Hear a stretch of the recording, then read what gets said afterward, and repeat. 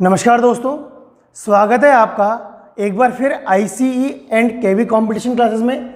Class 12 business studies exam special videos चल रहे हैं। आज हम आपके लिए जो टॉपिक लेकर आए हैं, हमारा टॉपिक है द पर्पस और फंक्शंस ऑफ इंश्योरेंस, बीमा के उद्देश्य या कार्य। क्लास 12th राजस्थान बोर्ड की बुक चैप्टर नंबर 13 से आपका ये चैप्टर है, जिसके आज हमारा टॉपिक हम स्टार्ट करेंगे, डिस्कस करेंगे, पर्पस और फंक्शंस ऑफ इंश्योरेंस। देखिए, एक मैनेजमेंट थिंकर हुए हैं जिनका नाम है Regal and Miller. Regal and Miller के अकॉर्डिंग उन्होंने क्या कहा है? उन्होंने कहा है कि बीमा का मेन फंक्शन या इंश्योरेंस का मेन फंक्शन की बात करें, मुख्य उद्देश्य जो है इंश्योरेंस का क्या है? वो है कि भावी घटनाएं, मतलब जो भी फ्यूचर इवेंट्स होने वाले हैं उनकी जो अनसर्टेनिटी है उसको कम करना है। क्या है इंश्योरेंस का मेन वर्क? फ्यूचर की अनसर्टेनिटीज को कम करना इंश्योरेंस का मेन वर्क होता है।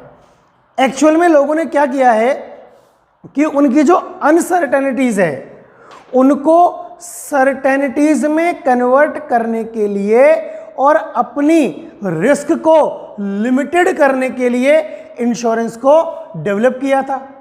लोगों ने क्या किया है कि अनसर्टेनिटी में सर्टेनिटी ढूंढने और अपनी रिस्क को, अपनी जोखिमों को असीमित या उनको एक लिमिटेड बनाने के लिए, उनको लिमिट में बांधने के लिए, इससे ज़्यादा रिस्क में नहीं होगी, उसके लिए क्या किया है? इंश्योरेंस का काम किया है। लेकिन वर्तमान परिस्थितियों में क्या है? इंश्योरेंस क्या कर रहा है? सिक्योरिटी तो प्रोवाइड करवा ही करा है।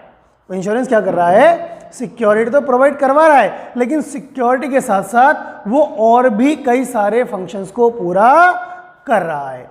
और वो सारे फंक्शंस, वो सारे कार्य समाज के लिए और देश के लिए बहुत ही उपयोगी साबित हुए हैं। अब हम बात करें कि वो फंक्शंस कौन कौन से हैं, तो हमने उन कामों को 3 कैटेगरी में डिवाइड किया है। क्या किया है? हमने इंश्योरेंस के जो फंक्शंस हैं, इंश्योरेंस के जो काम हैं, उन्हें बेसिकली कितनी कैटेगरीज में? 3 कैटेगरीज में डिवाइड किया है। जो कौन कौन से हैं? प्राइमरी ऑब्जेक्टिव्स और प्राइमरी फंक्शंस, सेकेंडरी ऑब्जेक्टिव्स और सेकेंडरी फंक्शंस, जनरल ऑब्जेक्टिव्स और जनरल फंक्शंस, प्राथमिक उद्देश्य या कार्य, सहायक उद्देश्य या कार्य, सामान्य उद्देश्य या कार्य। चलिए, अब इन सबको हम यहां पर डिटेल में समझेंगे। तो सबसे पहले हम शुरू करते हैं आपका यहां पर प्राथमिक उद्देश्य या कार्य के साथ। किससे शुरू करते हैं हम? प्राथमिक उद्देश्य या कार्य के साथ। देखिए, प्राथमिक उद्देश्यों में सबसे पहला उद्देश्य है इंश्योरेंस का, सबसे पहला उद्देश्य क्या है? प्रोवाइडिंग सस्टेनेबिलिटी अगेंस्ट रिस्क, जोखिमों के विरुद्ध निश्चिंतता प्रदान करना, कि आदमी निश्चिंत है किसके अगेंस्ट? जोखिमों के अगेंस्ट। जो भी रिस्क होने वाली है उसके लिए वो निश्चिंत है, उसे चिंता की कोई जरूरत नहीं है। समझते हैं इसको कैसे? देखिए, जैसे कि हमने अभी कहा कि इंश्योरेंस का मेन एम, बेसिक एम क्या होता है? बीमा का मुख्य उद्देश्य क्या होता है? मुख्य लक्ष्य क्या होता है? कि बीमित मतलब इंश्योर्ड, जिस आदमी ने बीमा करवाया है उसकी रिस्क को कम करना, उसकी जोखिम को कम करना और उसके जो लॉस की अनसर्टेनिटी है ना उसको भी कम करना, उसकी हानि की जो अनिश्चितता है उसको कम करना। अब हमारी लाइफ में क्या होता है? कई तरह की रिस्क हमेशा इन्वॉल्व रहती है, कई तरह की रिस्क हमारे बिजनेस में इन्वॉल्व रहती है, हमारी लाइफ में इन्वॉल्व रहती है। अब इनमें से कुछ रिस्क को क्या करते हैं हम? एक सर्टेन अमाउंट पे करते हैं। किसको? बीमाकर्ता को। बीमाकर्ता मतलब इंश्योरर को। किसको पे करते हैं? इंश्योरर को हम एक सर्टेन अमाउंट पे करते हैं और हमारी रिस्क हम इंश्योरर के ऊपर ट्रांसफर कर देते हैं। बात समझ में आई? नहीं आई? चलिए मैं इसको एग्जांपल समझाता हूं कि मान लो आपने कोई कार खरीदी। अब कार क्या? आपका एक्सीडेंट होने का डर, चोरी होने का डर। कार अगर चोरी हो गई तो 5 लाख का नुकसान हो गया सीधा सीधा। आपने क्या किया? उस 5 लाख कंपेरिजन में एक छोटा सा अमाउंट जो कि 20 से लेकर 25 हज़ार रुपये तक होगा, वो आपने किसको दिया? किसी बीमा कंपनी को दिया। अब आप टेंशन फ्री हो, क्या कहते हैं, चोरी भी हो गई तो इंश्योरेंस करा रखा है, हमें पैसा मिल जाएगा। तो हमने क्या किया कि हमारी कुछ रिस्क को एक थोड़ा सा अमाउंट पे करके किसके पास ट्रांसफर कर दिया, इंश्योरर बीमाकर्ता के पास हमने हस्तांतरण कर दिया है। क्लियर। लेकिन हमें ध्यान रखने वाली बात क्या है कि इंश्योरेंस के थ्रू हम क्या कर सकते हैं, किसी इंडिविजुअल की जो रिस्क है उसको हम ये कह सकते हैं साहब, रिस्क है ना, उसकी रिकवरी हो जाएगी। समझ रहे हो बात को, रिस्क का रिकवरी हो जाएगी, उस रिस्क से आपके ऊपर इफेक्ट नहीं होगा। हम क्या नहीं कर सकते, हम ये नहीं कर सकते कि साहब रिस्क होगी ही नहीं। इंश्योरेंस कराने का मतलब ये नहीं है कि चोरी होगी ही नहीं। इंश्योरेंस कराने का मतलब क्या है कि अगर चोरी हो गई तो उसका जो नुकसान होगा वो आप किससे ले लोगे, बीमा कंपनी से ले लोगे। एक्चुअल में इंश्योरेंस क्या है कि रिस्क को ट्रांसफर करने का मेथड है, रिस्क को एलिमिनेट करने का मेथड नहीं है। आप जोखिम का हस्तांतरण कर सकते हैं, जोखिम को खत्म नहीं कर सकते। इंश्योरेंस के अंदर जो बीमा करता है, मतलब जो इंश्योरर है, वो किसको, बीमित को, किसको, इंश्योर्ड को ये बिलीव दिलाता है, ये भरोसा दिलाता है कि जो भी लॉस होगा उसकी भरपाई कर दी जाएगी। और इसी बिलीव को दिलाने के लिए वो क्या करता है, कुछ प्रीमियम वसूल करता है। कौन करता है प्रीमियम वसूल, इंश्योरर, बीमा करता। किससे, बीमित से, इंश्योर्ड से। क्लियर। तो चलिए एक बार इसको हम देख लेते हैं, बोर्ड पे क्या लिखा हुआ है यहां पर समझते हैं। देखो, the basic aim of insurance is to reduce the risk of insured and reduce the uncertainty of losses. There are many risks in our lives and in our business. Some of these risks, uncertainties can be given to insurer by giving a fixed amount as a premium. But keep in mind that the risks of a person मतलब insured, can be fixed only by insurance. उनको आप certain कर सकते हो, उनकी भरपाई कर सकते हो, but the existing risk cannot be reduced और eliminated in any work environment. उसको खत्म नहीं कर सकते आप. In fact, insurance is the method of transmitting the risk of insured to the insurer. The insurer assures the insured that the loss will be paid. To provide such certainty, the insurer only recovers the premium. Clear. अब एक बार इसको हम हिंदी में देख लेते हैं. देखिए क्या लिखा हुआ है यहां पर. बीमा का मूलभूत उद्देश्य या कार्य बीमित की जोखिमों को कम करना तथा हानियों की अनिश्चितता को कम करना होता है. हमारे जीवन में, हमारे व्यवसाय में अनेक जोखिमें रहती है. इनमें से कुछ जोखिमों, अनिश्चितताओं को एक निश्चित राशि प्रीमियम के रूप में देकर बीमाकर्ता को हस्तांतरित कर सकते हैं.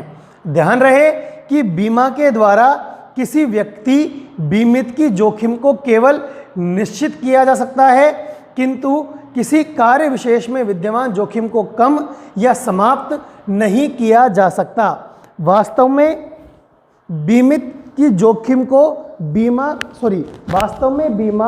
बीमित की जोखिम को हस्तांतरित करने की विधि है. बीमाकर्ता बीमित को विश्वास दिलाता है कि हानि का भुगतान किया जाएगा और ऐसी निश्चितता प्रदान करने के लिए ही बीमाकर्ता प्रीमियम वसूल करता है.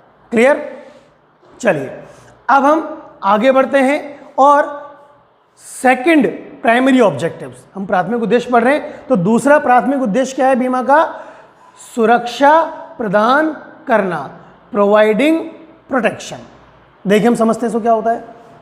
देखिए इंश्योरेंस का मेन ऑब्जेक्टिव क्या है? इंश्योरेंस का एक ऑब्जेक्टिव क्या है? इकोनॉमिक लॉसेस के अगेंस्ट प्रोटेक्शन प्रोवाइड करवाना, आर्थिक हानियों के विरुद्ध सुरक्षा प्रदान करना है.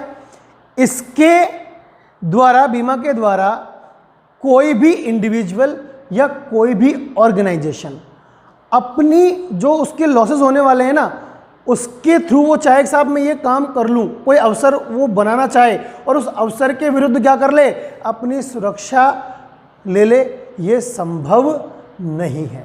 मतलब ये बात समझ में नहीं आई होगी, मैं समझा देता हूँ। हमने एग्जाम्पल लिया कि साहब कि आपकी गाड़ी आपने खरीद ली, चोरी होने का डर है, अब उस चोरी होने के डर के लिए आपने इंश्योरेंस करवा लिया गाड़ी के चोरी होने के लिए, लेकिन इसका मतलब ये नहीं है कि आपने एक रिस्क ले ली। क्या रिस्क ले ली? कि आपने गाड़ी को खुली छोड़ दिया, लॉक किया ही नहीं, आपने गाड़ी को लॉक नहीं किया, या आपने गाड़ी किसी ऐसी जगह भेज दी जो कि इंश्योरेंस कंपनी के हिसाब से बिल्कुल भी सेफ नहीं है और जहां जाने से गाड़ी आपकी बिल्कुल भी सेफ नहीं रहेगी। या आपने, फॉर एग्जांपल बात कर रहा हूं, या आपने किसी 18 साल से कम के व्यक्ति को गाड़ी चलाने के लिए दे दी, चलाओ हमने तो इंश्योरेंस करा रखा है। नहीं, आप केवल उस हानि को ही रिकवर कर सकते हैं, उस हानि से पैदा होने वाले अवसरों को आप रिकवर नहीं कर सकते।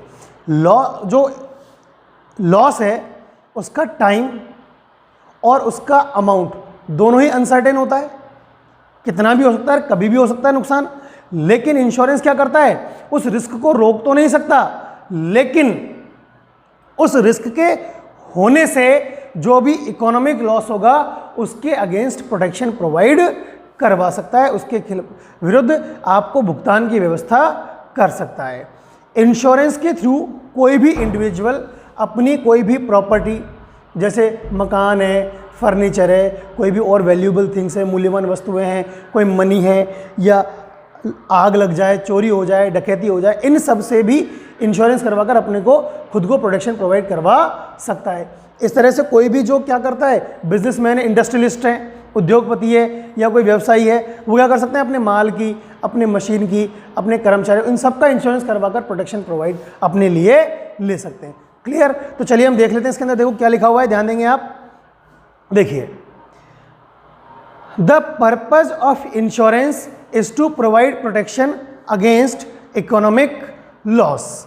बाय दिस एनी पर्सन और organisation can get protection against potential opportunity, can get protection against potential opportunities for their loss. The time and amount of loss is uncertain. Insurance cannot stop the risk but provides protection to the insured on the arrangement of payment of financial loss due to decreasing risk. By insurance, a person can be protected by insuring his property such as furniture, valuables, money, etc. through fire, theft, robbery. Similarly, industrialists and businessmen can also be safe by insuring their goods, machines, employees, etc. एक बार हिंदी में देख लेते हैं इसके अंदर, देखो क्या लिखा हुआ है, ध्यान दें। बीमा का उद्देश्य आर्थिक हानि के विरुद्ध सुरक्षा प्रदान करना है। इसके द्वारा कोई भी व्यक्ति या संस्था अपनी हानि के संभावित अवसरों के विरुद्ध सुरक्षा प्राप्त कर सकता है। हानि का समय और राशि अनिश्चित होती है। बीमा जोखिम को नहीं रोक सकता, लेकिन जोखिम घटने से होने वाली आर्थिक हानि के भुगतान की व्यवस्था पर बीमित को सुरक्षा प्रदान करता है। बीमा के जरिए कोई व्यक्ति अपनी संपत्ति जैसे मकान, फर्नीचर, मूल्यवान वस्तुओं, धनराशि आदि अग्नि, चोरी, डकैती से बीमा करवाकर सुरक्षित हो सकता है। इसी प्रकार उद्योगपति और व्यवसायी भी अपने माल, मशीन, कर्मचारी आदि सभी का बीमा करवाकर सुरक्षित हो सकता है। क्लियर? चलिए अब हम आगे बढ़ते हैं हमारे अगले उद्देश्य की तरफ, अगले प्राथमिक उद्देश्य की तरफ, जो कि है आपका, ध्यान देंगे, स्प्लिटिंग और स्प्रेडिंग रिस्क, जोखिमों का विभाजन या फैलाव करना।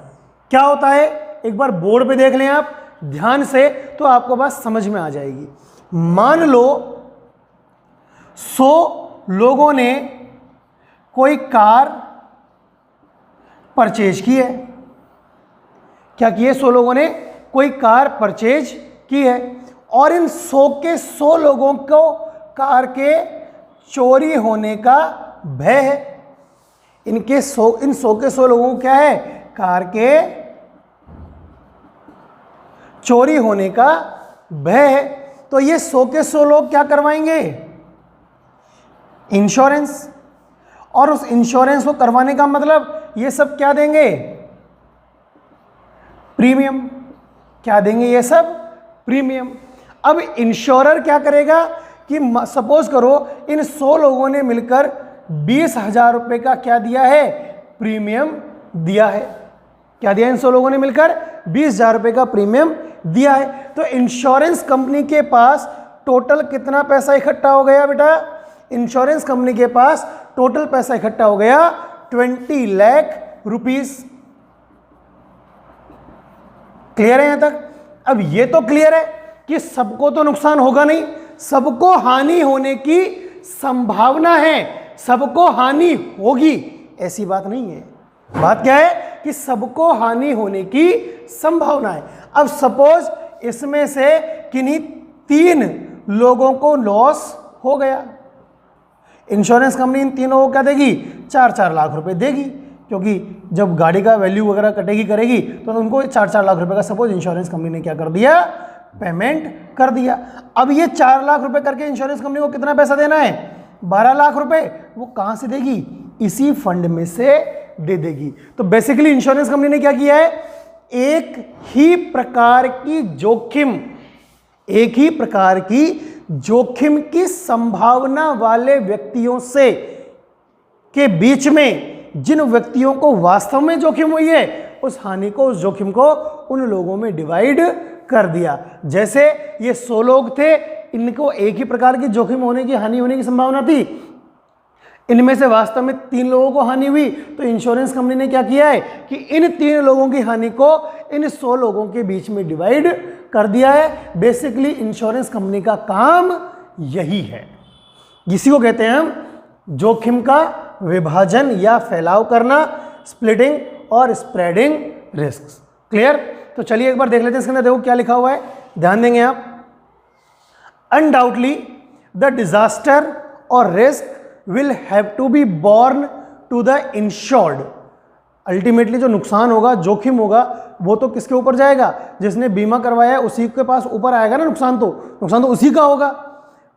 But the economic loss arising from it can be divided into those people who want protection from such losses. लेकिन वास्तव में क्या हुआ है कि अब इन लोगों को जो नुकसान हुआ है ना, इस रिस्क से जिन लोगों को नुकसान हुआ है उसे क्या किया गया है?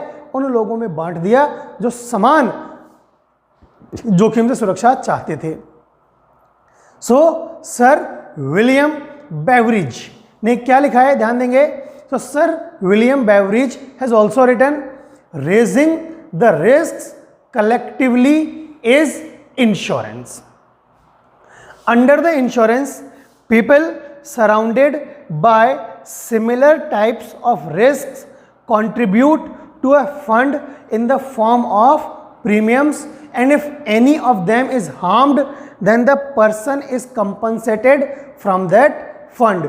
Thus the loss of one person in insurance is borne by the distribution of many people. Clear? चलिए एक बार इसको हम हिंदी में देख लेते हैं। देखिए क्या लिखा हुआ है। निसंदेह आपदा या जोखिम तो बीमित व्यक्ति या संस्था को वहन करनी पड़ेगी, पर इससे उत्पन्न होने वाली आर्थिक हानि को उन लोगों में विभाजित किया जा सकता है जो ऐसी हानियों से सुरक्षा चाहते हैं।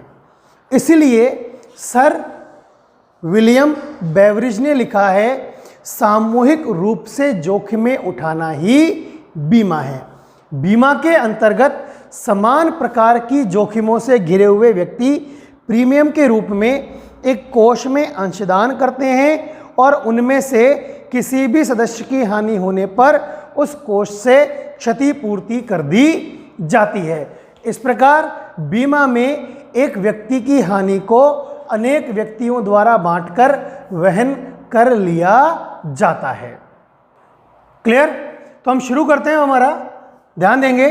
अगला प्राथमिक उद्देश्य है, अगला प्राइमरी ऑब्जेक्टिव क्या है बेटा? इवैल्यूएटिंग रिस्क्स, जोखिमों का मूल्यांकन करना। देखो इंश्योरेंस का एक काम यह भी होता है कि रिस्क कितनी है इनका कई सारे पहलुओं पर विचार करने के बाद निर्णय लिया जाता है। और ये निर्णय कौन लेता है? ये निर्णय लेता है इंश्योरर। क्यों लेता है? क्योंकि उसी के बेस पर वो ये निश्चय करता है कि बीमित को अपनी जोखिमों से सुरक्षा प्राप्त करने के लिए कितना अंशदान देना होगा, अर्थात सिंपल सी भाषा में कहें तो प्रीमियम का अमाउंट कितना होगा। ये पूरी तरह से किस चीज के ऊपर डिपेंड करता है कि वहां पर रिस्क कितनी है, उस रिस्क में जोखिम होने की संभावना कितनी है। क्लियर? तो देखिए इसको एक बार क्या लिखा हुआ है बोर्ड पे। Insurance also assesses the risk of insured. The insurer assesses the probability of risk by considering several factors. Accordingly, it determines the contribution of the insured. According to the amount of risk, the amount of the subscription or premium is decided. Clear? Hindi में देख लेते हैं एक बार। बीमा बीमित के जोखिम का मूल्यांकन एवं निर्धारण भी करता है। बीमाकर्ता कई घटकों पर विचार करके हानि की संभावितता और प्रोबेबिलिटी को आंकता है। उसके अनुसार बीमित के अंशदान को निर्धारित करता है। जोखिम की मात्रा के अनुसार ही अंशदान या प्रीमियम की राशि तय की जाती है। क्लियर है यहां तक? चलिए अब हम देखते हैं यहां पर अंतिम प्राथमिक उद्देश्य, आखिरी प्राइमरी ऑब्जेक्टिव जो क्या है आपका? रिसर्च, अनुसंधान करना। देखिए इसके अंदर क्या होता है समझते हैं। देखो इंश्योरेंस का एक ऑब्जेक्टिव क्या होता है कि इंश्योरेंस के फील्ड में रिसर्च करता रहे ताकि उसे जो अपने ग्राहक हैं, जो भी बीमित लोग हैं, उनकी आवश्यकता क्या है, अर्थात वो किस तरह की जोखिमों के विरुद्ध सुरक्षा चाहते हैं, उसका पता लगा सके और उसी के हिसाब से नई नई तरह की इंश्योरेंस स्कीम्स को, बीमा योजनाओं को लागू कर सके, ताकि क्योंकि जिस चीज़ से सुरक्षा चाहिए उसी चीज़ का आदमी इंश्योरेंस करवाएगा। क्लियर है? इतनी सी बात है इसके अंदर। देखिए बोर्ड पे क्या लिखा हुआ है, ध्यान दीजिए। The purpose of insurance is to do research in the insurance sector so that the insurer can make changes in his insurance plans according to the changing needs of customers. Insurers also strive to prevent future losses by paying attention to research on causes of losses. Clear? एक बार हिंदी में देख लेते हैं। बीमा का उद्देश्य बीमा क्षेत्र में अनुसंधान करना है ताकि ग्राहकों, बीमितों को परिवर्तित आवश्यकताओं के अनुसार अपनी बीमा योजनाओं में बीमाकर्ता परिवर्तन कर सके। बीमाकर्ता हानियों के कारणों के अनुसंधान पर ध्यान देकर भावी हानियों को रोकने के लिए भी प्रयत्नशील रहते हैं। क्लियर? चलिए ये आपके प्राथमिक उद्देश्य सारे खत्म हो गए। अब हम बढ़ते हैं हमारे अगले टॉपिक की तरफ जो है कि है आपका सहायक उद्देश्य। मैं सहायक उद्देश्य शुरू करने से पहले बोल देता हूँ, बता देता हूँ, जिन लोगों ने अब तक हमारा चैनल सब्सक्राइब नहीं किया है वो हमारे चैनल को सब्सक्राइब कर लें और वीडियो को पूरा देखें बेटा। अभी तक हमारा प्राथमिक हुआ है, फिर सहायक है, फिर सामान्य है। ध्यान रहे निश्चित रूप से आपकी एग्जाम में 6 नंबर में इस बार आने वाला प्रश्न है, ये निश्चित रूप से आएगा। 6 नंबर के प्रश्न की पूरी संभावना है। ठीक है, 6 नंबर, 4 नंबर, 2 नंबर कहीं तो आएगा ही आएगा, उसमें तो कोई डाउट है ही नहीं। तो चलिए हम शुरू करते हैं हमारे सहायक उद्देश्य। देखिए तो इंश्योरेंस का पहला सहायक उद्देश्य क्या है बेटा? अलर्ट फॉर लॉसेस, हानियों से सुरक्षा के लिए सतर्क करना। अब ये क्या बात हुई, क्या कहना चाह रहा है यहाँ पर, ध्यान देंगे आप। इंश्योरेंस का एक काम क्या होता है कि अपने सभी ग्राहकों को या समस्त बीमितों को हानियों के विरुद्ध सतर्कता सुरक्षा बनी रहे, मतलब उन्हें बार बार ये अवेयर करना, उनको ये जानकारी देना, उन्हें वो तरीके या उपाय बताना जिससे उनकी हानि नहीं हो, ताकि वो अपने आप को होने वाली हानि से सुरक्षित कर सके। हानि हो ही नहीं, उन्हें उपाय बताना, समय समय पर इस तरह की कई सारी विज्ञापन करना, कई सारे अन्य काम करना। अच्छा, इसका फायदा बीमित को तो है ही सही कि उसे नुकसान नहीं होगा, दूसरा किसको है, बीमाकर्ता को भी तो है। क्या फायदा है बीमाकर्ता को, जितनी कम हानि होगी उसे उतना कम ही क्या करना पड़ेगा, कंपनसेशन करना पड़ेगा, उतनी कम ही उसे क्षतिपूर्ति देनी पड़ेगी। भारत में क्या हुआ है कि जितने भी इंश्योरर्स हैं उनके द्वारा एक एसोसिएशन, एक संघ की स्थापना की गई है। संघ का नाम है भारतीय क्षति रोकथाम संघ, loss prevention association of India. भारतीय क्षति रोकथाम संघ, loss prevention association of India. ये संघ क्या करता है कि समस्त बीमितों को, जितने भी इंश्योर्ड है उन सबको समय समय पर विज्ञापन के द्वारा ये जानकारियां प्रदान करता है कि किस तरह से वो अपने आप को भविष्य में आने वाली हानियों से सुरक्षा प्रदान करवा सकते हैं। इसके साथ साथ ही बीमा कंपनियों ने, इंश्योरर्स ने एक नया तरीका निकाला कि लोग ज़्यादा सतर्क रहे, हानियां कम से कम हो। क्या तरीका निकाला, एक नया तरीका निकाला, ये निकाला कि देखो जैसे इंश्योरेंस हमें हर साल करवाना पड़ता है, इंश्योरेंस तो हमें हर साल रिन्यू करवाना पड़ता है ना, तो बीमा कंपनी ने क्या तरीका निकाला कि जैसे मान लो आपने स्वास्थ्य बीमा लिया और उस स्वास्थ्य बीमा के लिए आज आपका प्रीमियम आया है साल का 20,000 रुपये, पूरी साल आपको कोई बीमारी नहीं हुई, आपने अपने आप को स्वस्थ बनाए रखा, आपने कुछ नहीं किया, लेकिन बीमारी कभी भी हो सकती है लेकिन हुई नहीं आपको, मतलब आपने इंश्योरेंस कंपनी के ऊपर कोई भी दावा नहीं किया है। तो बीमा कंपनी ने क्या किया, ऐसे समस्त व्यक्ति जिन्होंने गत वर्ष में कोई दावा नहीं किया है उन्हें अगले प्रीमियम में डिस्काउंट दे दिया जाएगा। क्या किया जाएगा, उन्हें अगले प्रीमियम में, अगले बार में डिस्काउंट दे दिया जाएगा, अर्थात 20 की जगह 15,000 में हम आपका बीमा कर देंगे, क्योंकि आपने पिछले साल भी 20,000 कराया था, आपको कोई नुकसान हुआ नहीं तो हमने आपको कोई क्लेम दिया नहीं, तो इस बार आप केवल 15,000 में वही सारे बेनिफिट्स कितने में ले लो, 15,000 में। सेम चीज़ मोटरसाइकिल मतलब वाहन बीमा में भी है, सेम चीज़ समुद्री बीमा में भी है। तो ये कुछ तरीके हैं जिनके द्वारा इंश्योरेंस कंपनियां, इंश्योरर्स जिन्हें हम कहते हैं, बीमा कंपनियां क्या करती है, अपने ग्राहकों को अवेयर करती है, उन्हें सतर्क करती है कि वो होने वाली हानियों से अपने आप को सुरक्षित बनाए रखें। क्लियर है बेटा ये चीज़? तो चलिए एक बार हम देख लेते हैं बोर्ड पे भी क्या लिखा हुआ है, ध्यान दें। One purpose of insurance is to make the society aware of the measures to be safe from the losses and to be cautious with the losses. Insurance companies make periodically aware of the ways in which the future can be protected from risk or to reduce the losses. In this, the insurer has to compensate the insurers with, in which the insurer has to compensate the insureds with less compensation. In India, Loss Prevention Association of India has been established by the insurers. This union warns the public against future losses by its advertisements.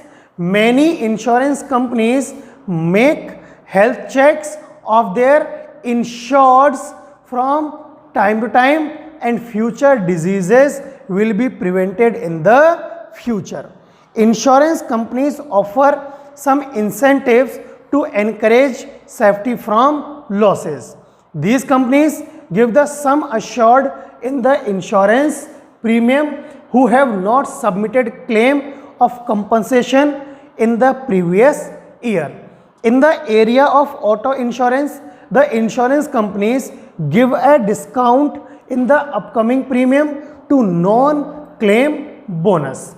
Insured in this, insured are more vigilant. Marine insurance companies charge premium at low rates of those premiums that are paying very well. जो कि बहुत अच्छे packing करते हैं उनसे marine insurance कम पैसा वसूल करती है। हिंदी में देख लेते हैं एक बार। बीमा का एक उद्देश्य या कार्य समाज को हानियों से सुरक्षित रहने के उपायों से अवगत करवाना तथा हानियों से सतर्क रखना भी है। बीमा कंपनियां समय समय पर बीमितों को उन तरीकों से अवगत करवाती है जिनसे भविष्य में जोखिम से रक्षा की जा सके या हानियों को कम किया जा सके। इसमें बीमाकर्ता द्वारा बीमितों को हानि की दशा में कम क्षति पूर्ति करनी पड़ती है। भारत में बीमाकर्ताओं द्वारा भारतीय क्षति रोकथाम संघ लॉस प्रिवेंशन और एसोसिएशन ऑफ इंडिया की स्थापना की गई है।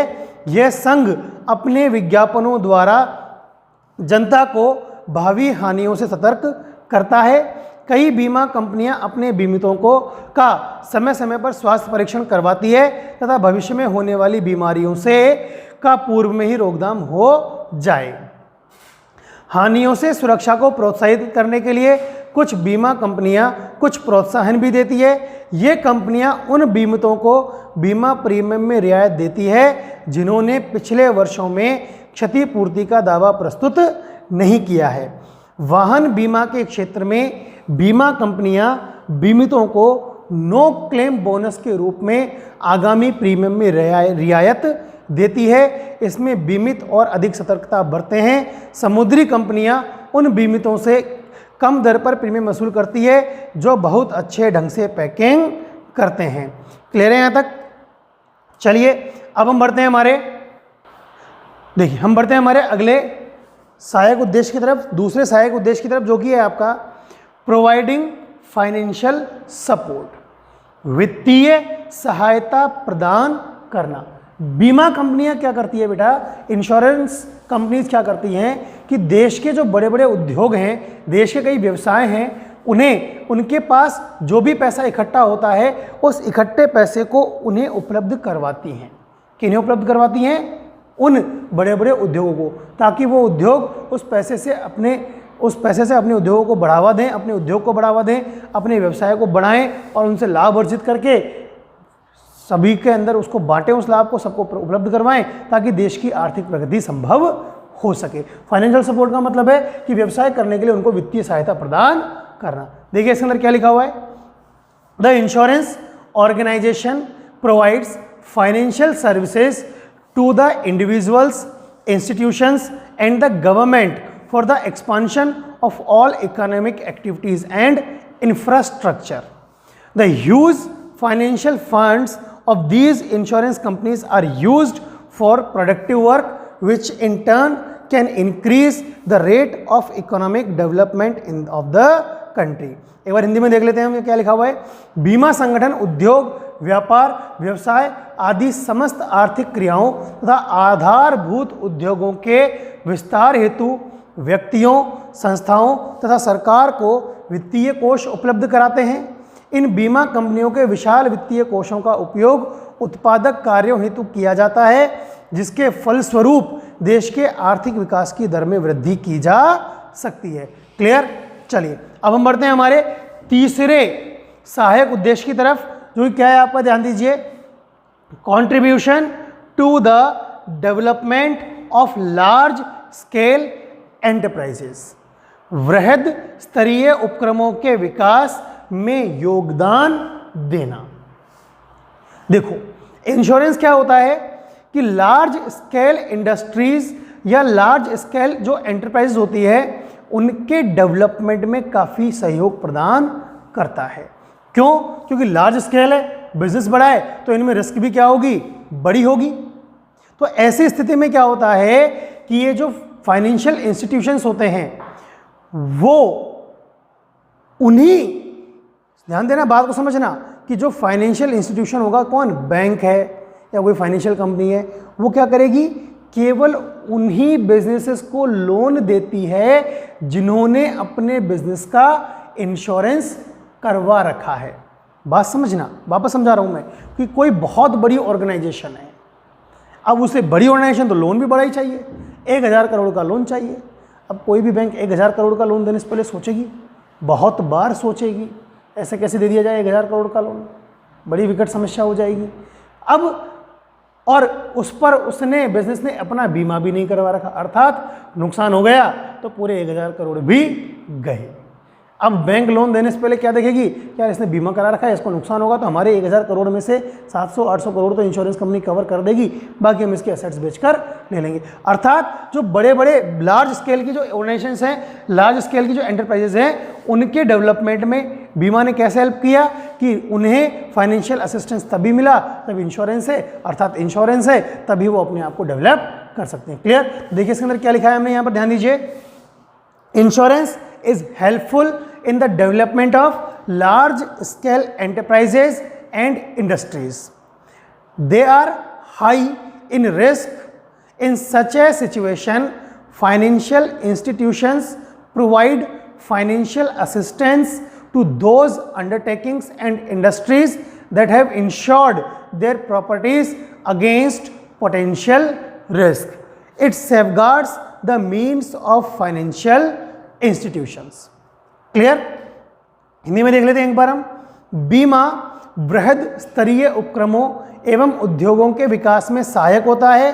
इनमें जोखिम की मात्रा अधिक होती है, अतः ऐसी स्थिति में वित्तीय संस्थान उन्हीं उपक्रमों एवं उद्योगों को वित्तीय सहायता प्रदान करते हैं जिन्होंने संभावित जोखिमों के विरुद्ध अपनी संपत्तियों का बीमा करवा लिया है।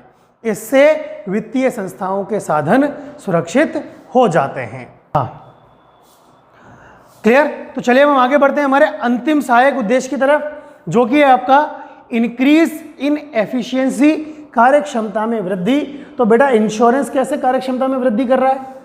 इंश्योरेंस कौन सा हमारा मनोबल, लेकिन मैं बताता हूँ आपको क्या हो रहा है। इंश्योरेंस क्या कर रहा है? इंश्योरेंस क्या कर रहा है? अच्छा देखो, किसी को अभी एक्सीडेंट हो गया, मानव जीवन का नुकसान हो गया या संपत्ति का नुकसान हो गया, तो व्यक्ति क्या होगा? चिंताओं से ग्रस्त हो जाएगा। और जो व्यक्ति चिंताओं से ग्रस्त है ना, वो उसके शरीर भी ढीला पड़ जाएगा, उसका दिमाग भी काम करना बंद कर देगा। बीमा ने क्या किया कि इन सारी चिंताओं का ग्रास कर लिया, अर्थात इन सारी चिंताओं से व्यक्ति को मुक्त करा दिया। व्यक्ति चिंता रहित है और चिंता रहित व्यक्ति अधिक कार्य क्षमता के साथ कार्य कर सकता है। तो इस तरह से बीमा ने क्या किया है?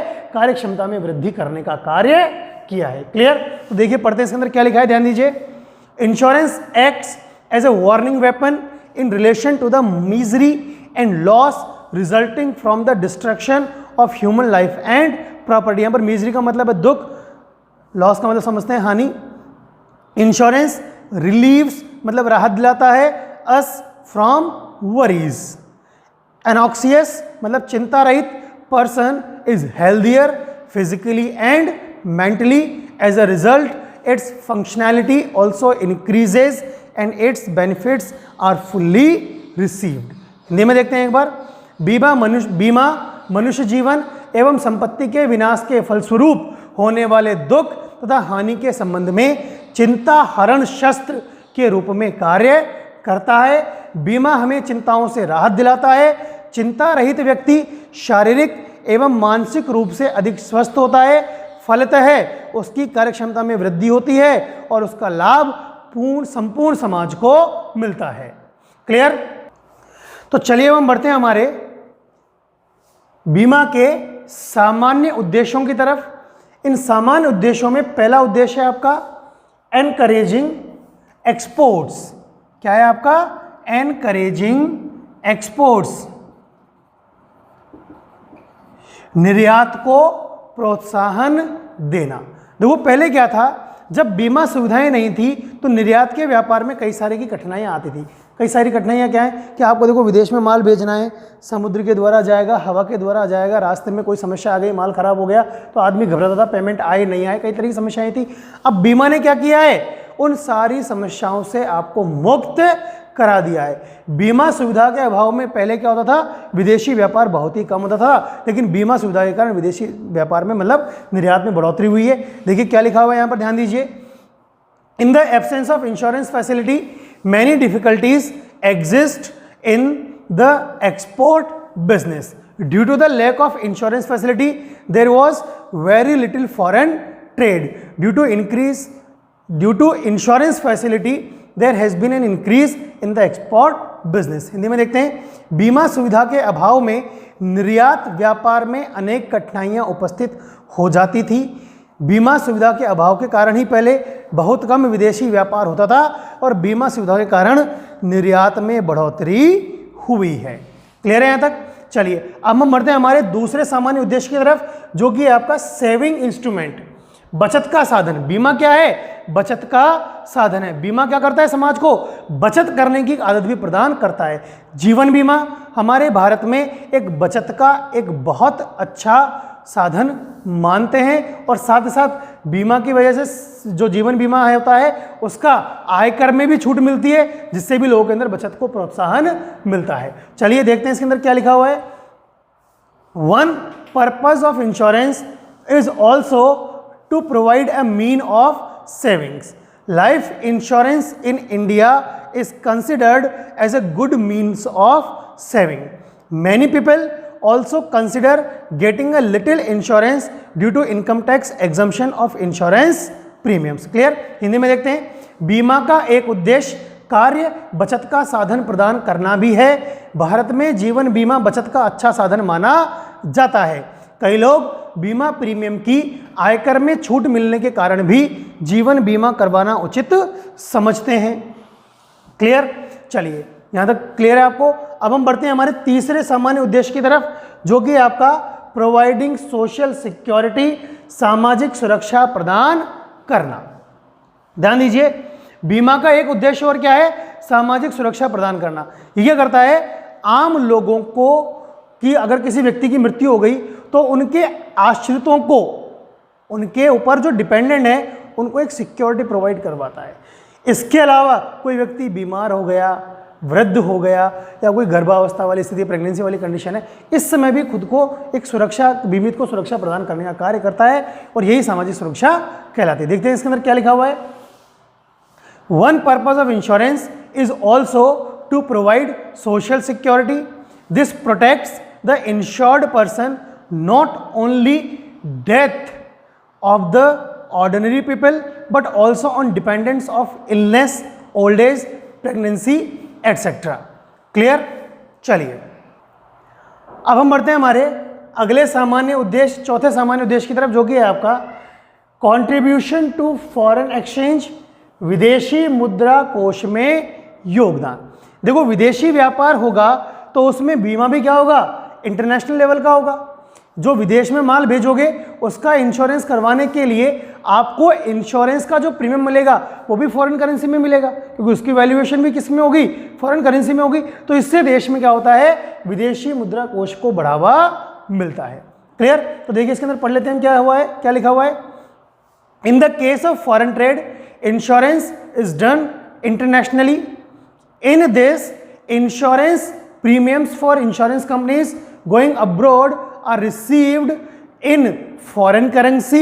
In essence, the insurance contributes to the receipt of foreign currency. Hindi में देखते हैं, विदेशी व्यापार की दशा में बीमा अंतर्राष्ट्रीय स्तर पर ही होता है। इसमें बीमा कंपनियों को विदेश जाने वाले माल के बीमे की प्रीमियम विदेशी मुद्रा में प्राप्त होती है, फलतः विदेशी मुद्रा की प्राप्ति में योगदान होता है। क्लियर है यहां तक? चलिए अब हमारा अंतिम सामान्य उद्देश्य या आज के टॉपिक का, आज के लेक्चर का लास्ट पॉइंट हम देखते हैं, जो क्या है आपका contribution to rural development programmes, ग्रामीण विकास कार्यक्रमों में योगदान करना। बीमा कंपनियां क्या करती है बेटा कि जो ग्रामीण लोग होते हैं उनकी फसल का बीमा करके, उनके पशुधन का बीमा करके, कई प्रकार के इस तरह की बीमा करके उनकी संपत्ति को सुरक्षा प्रदान करती है। और यहाँ तक कि जो उन्होंने ऋण लिया है उस ऋण का भी बीमा करके उन्हें सुरक्षा प्रदान करती है और उनके विकास में सहयोग करती है। देखते हैं इसके अंदर क्या लिखा हुआ है, ध्यान देंगे आप। It secures the wealth of villagers by offering them various types of insurance such as crop insurance, livestock insurance or animal insurance and insisting on them for loan taken by them. Hindi में देखते हैं, यह ग्रामीणों के विविध प्रकार के बीमा जैसे फसल बीमा, पशु बीमा आदि की सुविधा प्रदान कर उनकी संपत्ति को सुरक्षित करता है तथा उनके द्वारा लिए गए ऋणों के लिए उनका बीमा करके अनेक प्रकार की सहायता प्रदान करता है। क्लियर? तो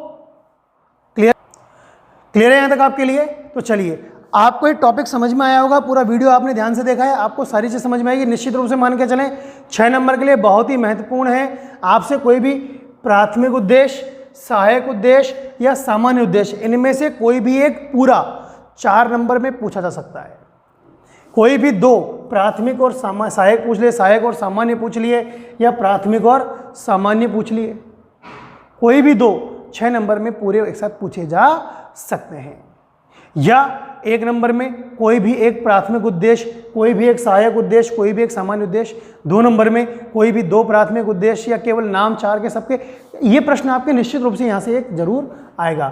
कोई भी डाउट है आपको, हमारे नंबर पर आप हमसे कांटेक्ट कर सकते हैं, यूट्यूब के हमारे चैनल के कमेंट बॉक्स में अपनी क्वेरीज हमें भेज सकते हैं। अपनी एग्जाम की स्टडी कंटिन्यू रखिए। Thank you.